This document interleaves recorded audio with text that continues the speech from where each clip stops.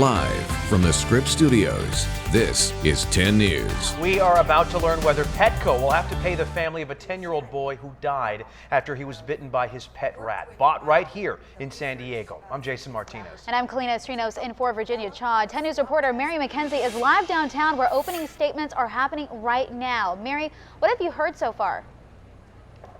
Jason and Kalina, we ducked out just after the attorney for Aiden Pankey's family finished her opening statement saying that Petco was aware of multiple cases of rat bite fever that included some sickened customers, many of those customers children. From today, she listed about 20 cases in court before and even after Aiden's death of people getting very sick, in some cases suffering permanent brain damage and paralysis from rat bite fever, the disease that killed Aiden Pankey in 2013. Rat bite fever, and the reason we did it. Petco is still selling rat stains.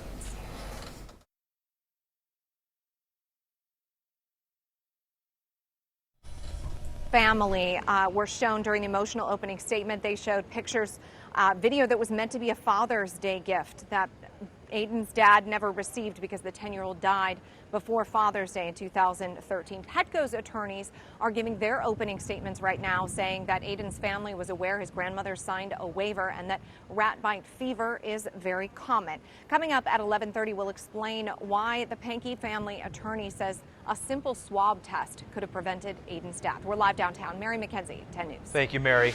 Breaking news on midday with a new step forward to bring Major League Soccer to Qualcomm Stadium. You saw it in live streaming video of 10news.com. Let's go to reporter Mimi Alcala on Harbor Island.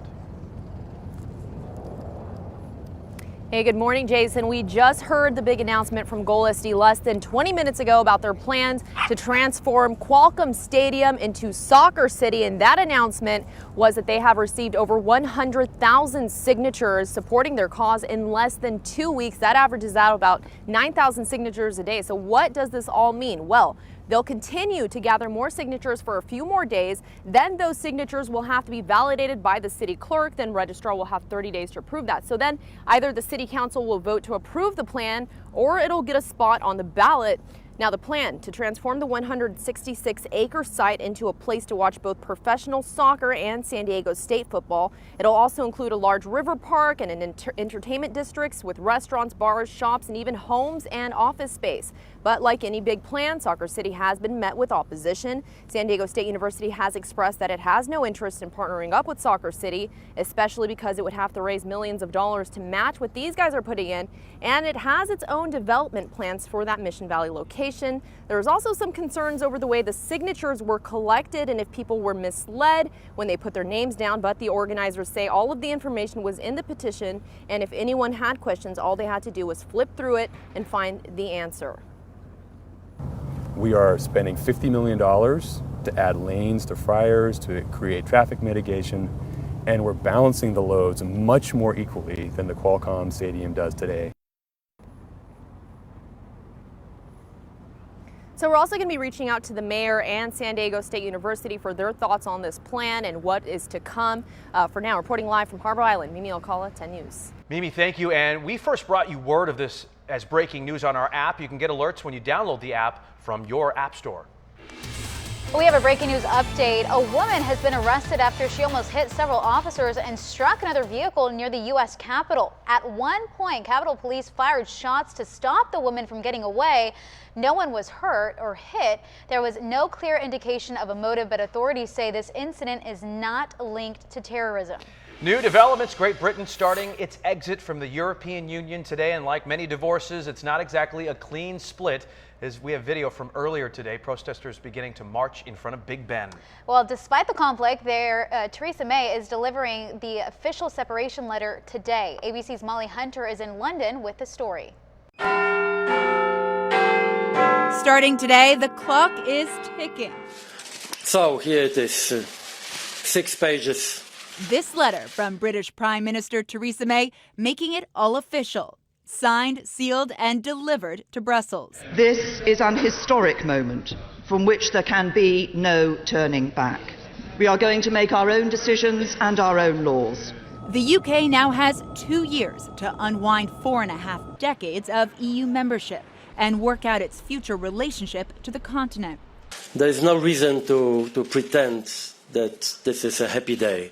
The Prime Minister here speaking to Parliament using pro-European language, but the nation, including the government, still deeply divided.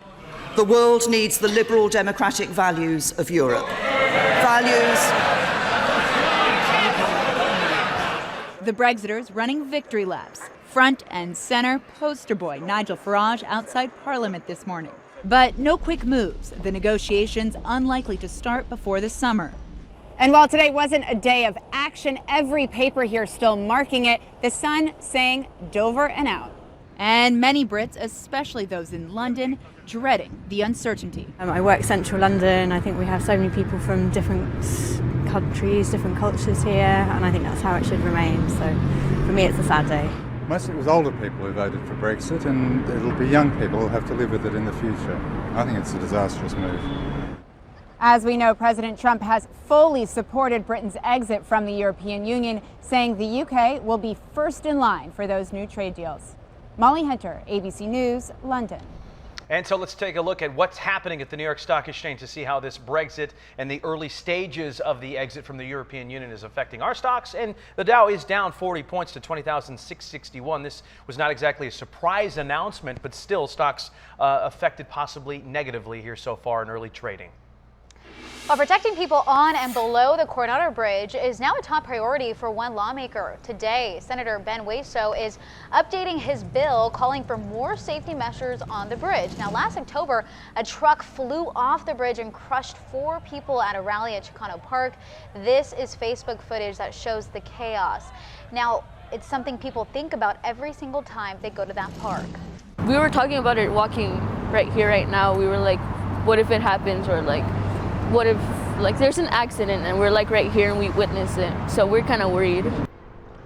Wieso hopes to eventually build safety barriers. He's working with Caltrans to get more signs and LED lights on that bridge. The bill is on its way to the Senate, but does not yet have a date for a vote.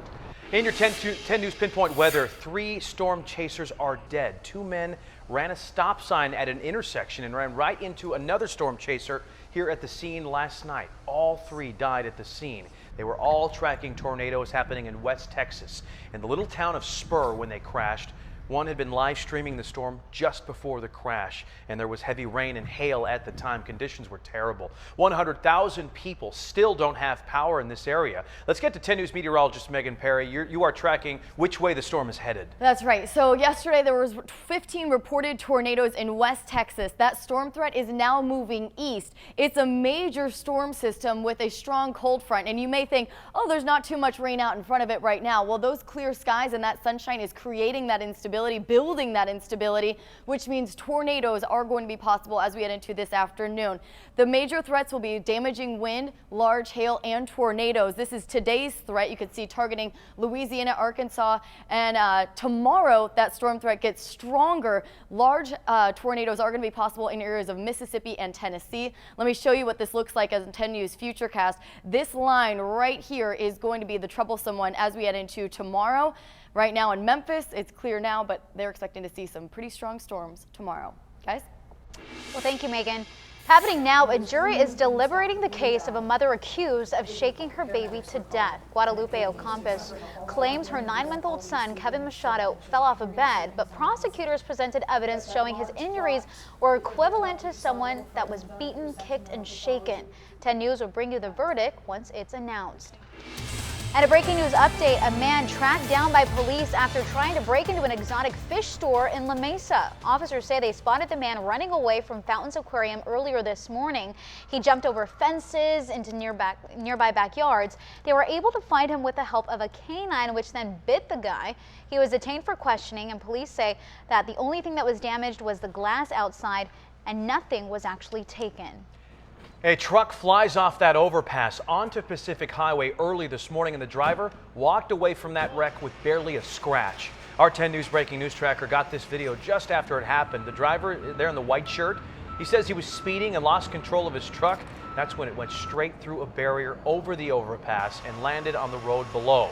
He smashed out the back window just to climb out on his own, but he's totally okay on 2 feet, and police say he was sober.